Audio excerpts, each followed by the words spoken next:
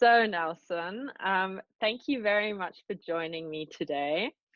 You're welcome. Um, how about you start by telling me a bit about yourself and how you got to where you are now and what you do now? Okay, let me tell you about my background. I'm originally come from Bolivia, from South America. That's where I was born. Partly grew up in the U.S., in Maryland, East Coast, then Europe for many years, and then lately, the last 10 years, been doing a lot in Asia. So this is basically my background from Bolivia, U.S., Europe, and then I'm doing a lot in Asia, go a lot to Asia, a lot of, let's say, business and so on. And yeah, I've been everywhere. I think that's what it's, my whole life has been everywhere, truly international. Yeah. Speak English, Spanish, German, Italian in maybe 80%.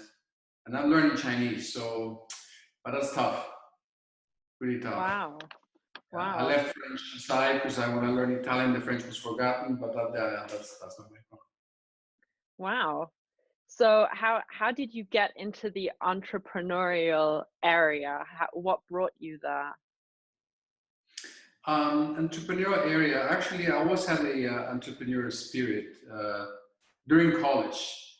When I was in college, basically, I financed all my trips, my cars, and motorcycles through my, let's say, business that I did. I was getting into everything, and that's what I wanted to do. Yeah, but actually, when I came back, when I came to Europe, I went to the corporate world.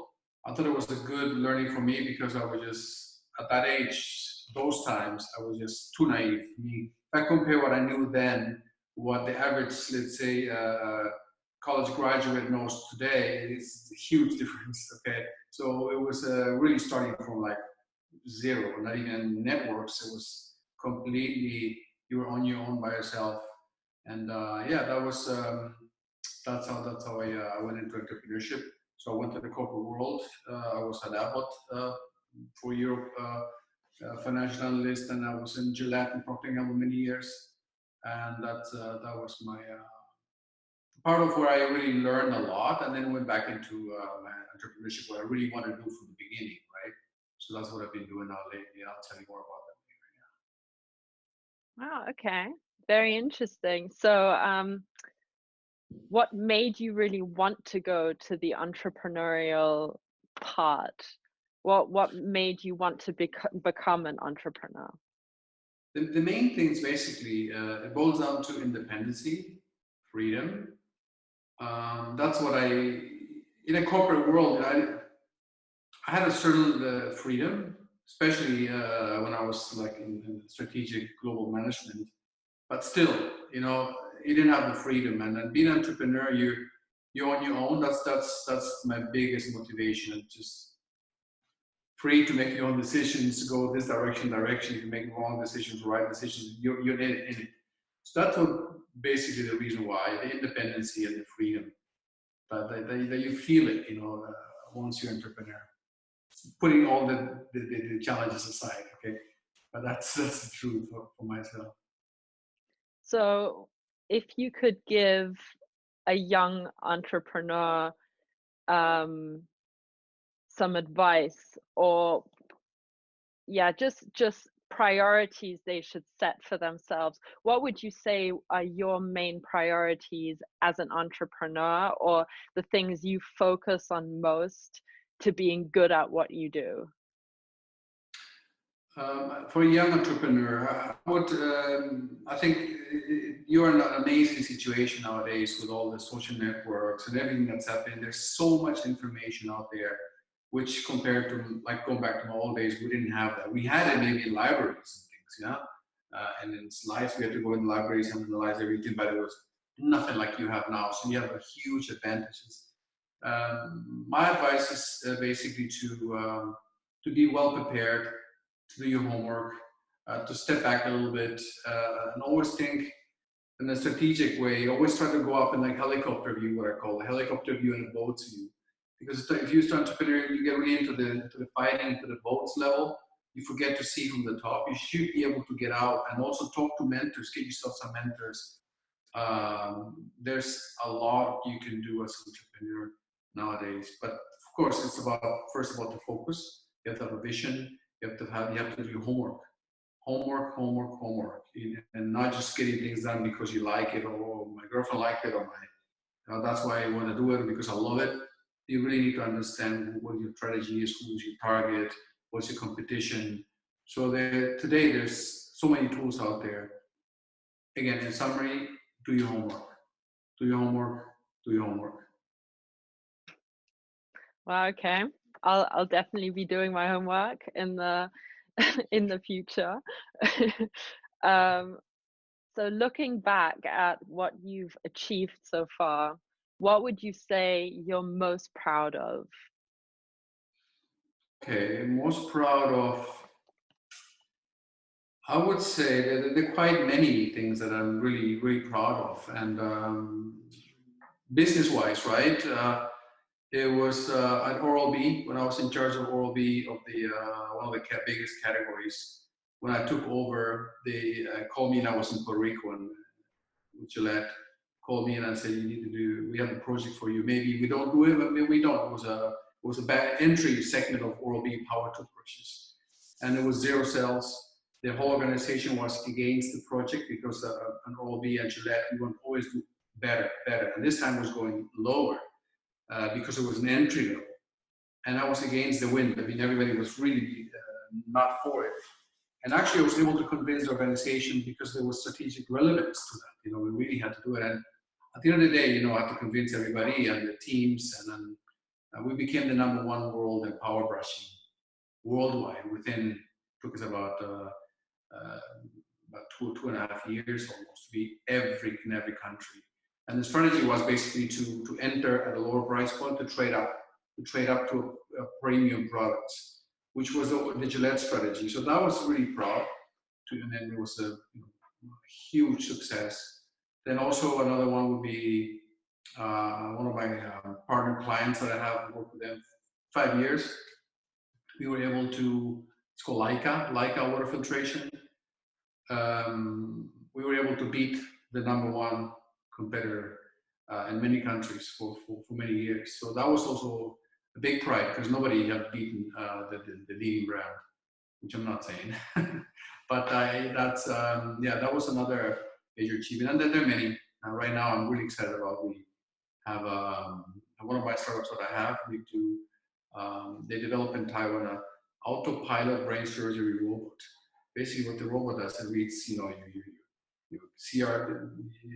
CT data, and it looks at brain where the target tumor could be, and then machine vision, you just knows exactly where the head is, and then you plan it, and actually the robot goes by itself into the target. And something that was like, in my case, I never did robotics and brain surgery, right? But I'm really proud of that, because we were able to start the launch of it, and we have great success in the community. And it's also something that it's, whenever you do for that, you just do something good for somebody, right? So you're helping actually heal people's illnesses, and so that's what I'm really proud of. Yeah. Wow. Well, you definitely can be proud of that. I didn't invent it though, but the strategy and the communication of it, it's key, because what a lot of companies have this illness is they invest a lot of time and effort to develop their products or services. But when it comes to the moment where they need to bring it to the target, they want to save the money, and they don't want to take shortcuts and so on. If they don't get it, they're not going to achieve. They're going to basically waste all the time and investment. And that's what marketing is all about. Maybe strategic marketing or digital marketing, whatever. But that is, at the end of the day, you need to do that. And a lot of companies, believe it or not, they don't get there. And that's why they're second or third, or they never make it, or they fail. Yeah. Wow. Okay. How about you tell me a bit more about what you do now at Stockbond, and what your role is, and yeah. Yeah, well, Stockbond is, I moved a little bit for the positioning. We are venture development company, and venture development for us means we take a product or a service, right? That is, like I mentioned before, we choose, of course, who we work with because we need to have some solidness and some sustainability. And once that product or service is ready, before, let's say, we go to the globalization and go to market, we need to analyze, do the homework, right? Do the homework, analyze about what about category competition, consumers, find out point of difference, superiorities, all the analysis that we need to do. Actually, have one of the things that I've used by at the workshop, and I use it all the time. It's always here just in case. The model that I developed, where is it here? Camera. Anyway, so to do the homework, to analyze it, and then after that, then we wrap it up and put it in the right context before we globalize. Because globalization is basically what we do, and you need to be prepared. Because if you develop a product or service or a brand from a global perspective, but maybe you start only in Germany, maybe you only start in Italy, but if you have the vision to be global, that's what we're in. So venture development for us means take the product or service, we do the whole strategic analysis, get ready to go to market, means everything around it, from the communication, design, everything, and strategy. And then the actual globalization, which is networking and scouting for let's say, talking to big corporates and so on, that to take them through that whole process from their idea to success. That's what we do. So it's a lot based on brand, on communication, brand and strategy. That is the core of it. And if it's a venture development that has that needs a technical solution, like we have some projects now in IoT and so on, then I've got some partners that are experts in IoT, because I'm not an IoT expert, right? But when it gets to the brand part of it, then that's something that that's a core, it's a competence that we have. Oh, okay. So you touched on the word globalization. Um, Obviously, as you have said, globalization is a big thing in your business, but now looking at the situation we are in globally, with Corona, um, how has this impacted your business as well as you personally? Um, yeah, due to this actually being a thing globally. Yeah, okay. The globalization part is actually, like I said, you have a product or service. You do your homework, you prepare to go global, and you go step by stage. You start, launching. You go for example from one. Like I said, I can take two examples of Taiwan. One example, for example, there's an AI air purification, actually right there, and it was basically analyze, fix everything, and launch and be and win in Taiwan first, because that was developed by Dutch and Taiwanese scientists. So let's win in Taiwan first, and then that moment, the beginning of the moment when we actually rolled out, we already had a plan to go global. Now we're extending in Southeast Asia last year. Actually, a real success in Taiwan. So we have a proof of concept there. That's part of the strategy. And now that we have the COVID issue, and actually we're gonna have issue this fall, and basically in Europe, no more sunny days, summer. We cannot change the air circulation at home. So we're gonna have an issue, and that is an opportunity, right? So we have the purifier, which is we're about to launch. Which has a virus, bacteria, and fungus filter with UV light at the end. So let's say for areas that are maybe public places like praxis, like waiting rooms, bakeries, and so on, all the small public places that we can utilize that. So that brings us, in my particular business, an opportunity, because and we launched in Holland the purifier about a year and a half ago. In Holland, nobody cares. So give me an air purifier. What for, right? We were focusing on asthma allergy kids family, which they're like very, very small segment. But normally people don't care. If I would have told you this, oh, Carlotta, I have an air purifier for you and your family to feel safe, you would have said, what? What do you know? I don't need it, right? But now it's changed. So I think the pandemic has brought a lot of positives to it. So, and I think in many, many categories, I see a lot of opportunities. Of course, there are areas that are suffering really bad, but in case of my part, I think it's positive. It's positive, and of course, there are a lot of drawbacks. You know, since March, I can't travel anymore, so it's like doing everything virtually. But I did a lot of visual stuff before. Now it's more intense. Yeah, but it's of course it's a definitely big challenge, and what we're trying to do is trying to cope it and help. So, you mentioned weaknesses or more issues that have arisen in your business that you have turned into opportunities. I think that's a very important topic to mention in terms of entrepreneurship as well. Do you think this how would you say, do you think that Corona has really accelerated that way of thinking, that if there is a problem this big, that you don't straight away acknowledge it as a weakness or a problem, but more as an opportunity and a way to improve or promote innovation? Yes, yes. I mean, it's all a matter of mindset, right? I always believe that if you think, oh, I'm not gonna make it, it's gonna be tough, and so on, then you already lost. You know, so I believe in always not thinking that way and being really try to take advantage of the situation of the moment, because we have to find a solution, whatever it may be. And I think it's so admiring. There's so much innovation happening now with Corona.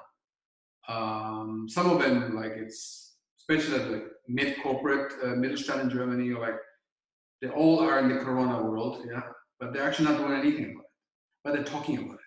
So I think what is really meaningful is actually something, do something for it. And I highly value everybody who's working on this, trying to contribute to improve the situation. But yeah, I think you always need to try to find an advantage of the negatives. You know, you got to do that. I mean, there's in one of the strategic tools that I use is we looked at if we dissect, let's say, a product or a service, and one of the analysis that we do is we look, for example, if you have your product, compare competition. What are your points of inferiority? You get segment, right? Dissect it. What are the points of parity? What are you the same like competition? What are you different? What are you superior?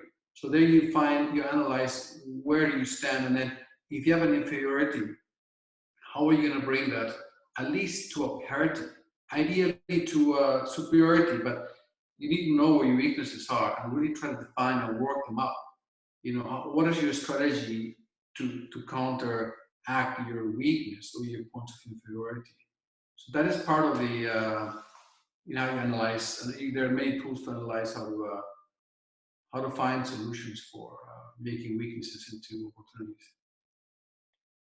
How do you, or how has your approach of pleasing your customers changed throughout this pandemic? Mm. You know, like I said, most of my partners or clients are overseas, right? They're actually none in Germany, Italy, US, China before, but now there's not much China, but a lot of Taiwan. And it's always been virtual, always been just visiting for a while. But now it's the distance, I think it's compensated by the video. So, yeah, that's actually compensate my my my issues through the video because I have no other choice. I can't travel. I cannot travel. Yeah. Well, we are actually slowly getting to the end of the interview already. Um, we have this little tradition of asking a question that is slightly out of the ordinary. Mhm. Um, and our question for you is, if you were an object, what would it be? An object. Yes. Okay, that's interesting. Yeah, it's usually not it's not the most obvious question one would ask, but yeah, I'll tell you what it would be. tell It me. would be it would be a motocross motorcycle. Wow, why? Because that's what I love. That's what I've been doing since I'm a kid. Okay. The motocross racing and no race. I don't race anymore, but I like that. I love that. I would love to be that machine where I can just have all the power and jump and everything. And yeah, that's what comes into my mind. Yeah. Well, that's a perfectly reasonable answer. Um, Actually, I would get a lot of that, in work and life about the sport that I do. Yeah, there's a lot of correlation to real life. yes. Yeah, yeah, that's what I would be. Well, I thank you wouldn't very mention the brand. much. I wouldn't mention the brand though, but I will be. Yes, we won't mention any brands. Thank you so much, Of Nelson. course. Yeah, you're welcome. You're welcome. Very, very, And very. Thank you for the invitation. well, it was our pleasure to have you, and we hope to see you very soon, and maybe on at the Yeah, next live. congress, Yeah. hopefully in person. Let's hope. Let's keep our fingers crossed. Yes. Um, but yeah, all the best. Thank Same you. to you. And a lot of success in your new format for entrepreneurship. And Thank you very much. good luck. Good luck. Thank And thank you. you for the invitation as well. Thank you.